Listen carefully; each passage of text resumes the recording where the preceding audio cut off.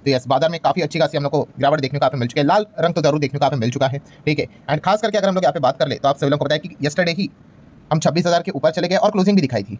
थोड़ा तो मुश्किल ही था कि 26 के ऊपर टिकने के लिए आपके पास उतना स्ट्रॉन्ग कंटिन्यूस वाला रीजन भी यहाँ पे चाहिए। एंड अगर वो नहीं रहेगा तो बियर वाले थोड़ी ना छोड़ेंगे, वो तो मार्केट को नीचे लेंगे। बट स्टिल हम देख सकते ओपनिंग काफी सरप्राइजिंगली हमारी 26 के ऊपर ही हो गई, ठीक है। ऐसा सरप्राइजिंगली मैं क्यों बोल रहा हूँ थोड़ी देर बाद आपको पता चल जाएगा। हायर लेवल की बात करें 26 मतलब 26,029 तक हम चले गए थे। एंड फिर उसके बाद जो गिरावट आ गई फिर आप देख ही सकते हो बाजार मतलब नीचे रहा, फिर उसके बाद नीचे ही रहा।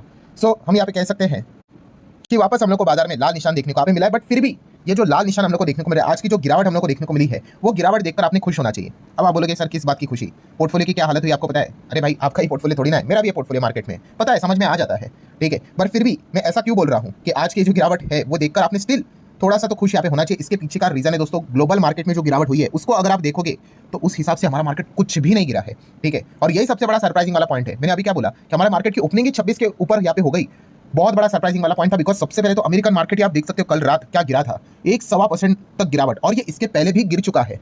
ये भी पॉइंट आपको अच्छा पता है यहाँ पे होना चाहिए। मतलब होता क्या है कि ऑलरेडी अगर गिरा होगा तो उसके बाद और गिरना थोड़ा सा कभी कभी मुश्किल हो जाता है। बट स्टिल आप देख सकते हो 1.25% की गिरावट, 500-550 पॉइंट की गिरावट। नैस्डैक में भी अगर हम देखेंगे नियर बाय 1% की गिरावट हम लोग को देखने को यहाँ पे मिल गई। और रीजन क्या है? तो रीजन हर किसी को यहाँ पे पता है, खास करके दो बड़े वही रीजन है। पहला रीजन तो भाई शायद से पॉवेल जी तो यहाँ पे रेट कट नहीं करेंगे, इसी के चांसेस है। एंड इसी चीज के चलते लाल कैंडलस्टिक लगातार बढ़ते हुए देखने को यहाँ पे मिल रही है, क्योंकि इन्फ्लेशन का डेटा ही सामने नहीं आया।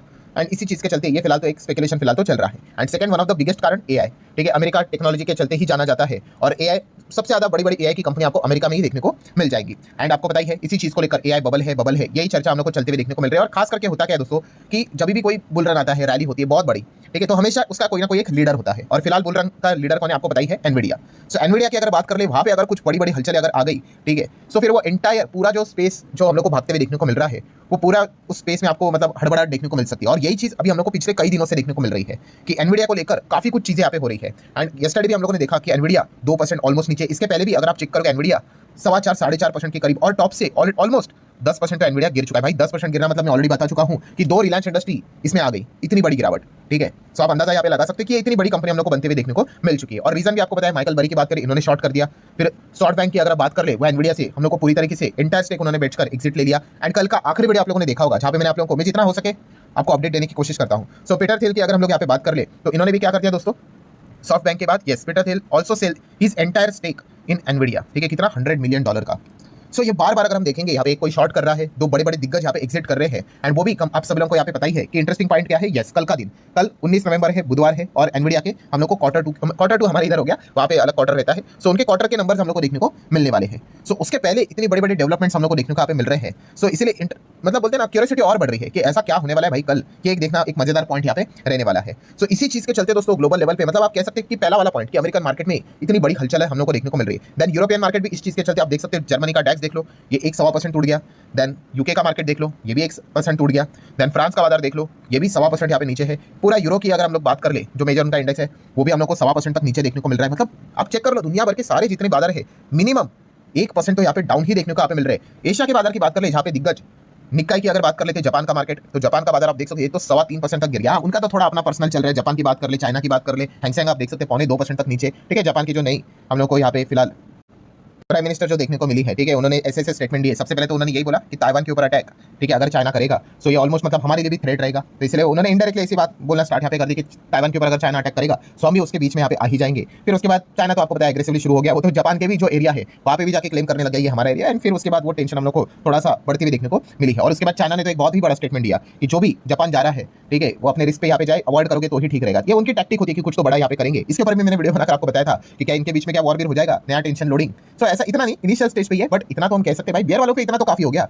कोई बुल वाला तो ऐसे सिनेरियो में तो बड़ा पोजीशन बनाएगा, इसके चांसेस तो कम हो जाते हैं। सो यही सिनेरियो आपको पूरे दुनिया में देखने को आप मिल रहे हैं। हर जगह पे अगर आप देखोगे तो लाल लाल निशानी हम लोग को देखने को आप मिल रहा है। हरा रंग तो नजर ही आप नहीं आ रहा है। और इसलिए मैंने बोला क्या बोला कि ये सब कुछ देखने के बाद ऐसा लगता है कि भाई हमारा मार्केट क्या गिरा है, कुछ भी नहीं, नॉट इवन 0.5%। सो इसीलिए मैंने आप लोगों को कहा कि एक कमाल की चीज हम लोग को देखने को आप मिली है। वरना तो लगा ही था जिस प्रकार से जापान गिरा, डाउ गिरा था, लगा था कि बहुत बड़ा गैप डाउन ही देखने को मिलेगा, बट इतना बड़ा कोई गैप डाउन नहीं। इनफैक्ट ओपनिंग ही अच्छी देखने को आप मिल गई। एंड इसी चीज के चलते हम यहाँ पे कह सकते हैं कि हमारे बाजार में अभी तक कोई बहुत बड़ा सीरियस रिएक्शन अभी तक तो देखने को यहाँ पे नहीं मिला है। ऊपर से क्रिप्टो मार्केट की बात कर ले, बिटकॉइन में भी हाहाकार मचते हुए देखने को मिल चुका है। बिटकॉइन $90,000 के नीचे चला गया था। ठीक है, आप यहाँ पे देख सकते हैं 5 दिन में बिटकॉइन वालों की हालत खराब, 8.5% नीचे। महीने भर की बात करें तो ऑलमोस्ट 15% नीचे। टॉप लेवल से अगर बात कर ले तो 26% से ज्यादा नीचे। सिमिलर वे इथेरियम की अगर बात कर ले तो 5 दिन में इथेरियम 5.5% से ज्यादा टूट गया। महीने भर में अगर देखा गया तो 20% से ज्यादा टूट गया। और टॉप लेवल से अगर देखा गया 36% से ज्यादा इथेरियम प्रॉपर्ली कैलकुलेट करके आपको शायद से 40% भी देखने को मिल जाएगा। ये तो मैं रफली बता रहा हूँ।